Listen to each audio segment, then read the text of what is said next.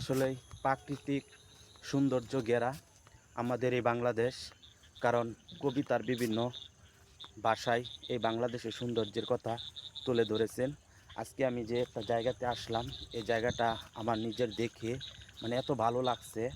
যেরকম গ্রামীণ যে একটা পথ, আপনারা অবশ্যই আমার এদিক দিয়ে দেখতেই পারতেছেন যে গ্রামীণ যে একটা পথ, সেই পথের চতুর সাইড দিয়ে একদম সবুজ, এই সবুজ ঘেরা গাছপালা অত্যন্ত ভালো লাগে।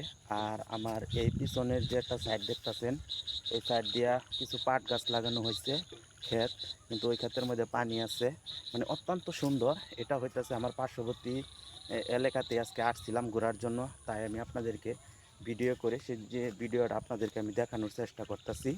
কারণ অত্যন্ত সুন্দর এই জায়গাতে যখন আসলাম, আসার পরে যখন এই জায়গাটা আমি দেখলাম, দেখার পরে আমার কবির যে তার কবিতাতে যে বলছিল যে সকল দেশের চাইতে শ্যামল আমার দেশের সেরা, আসলে বাংলাদেশেই কিন্তু সেরা।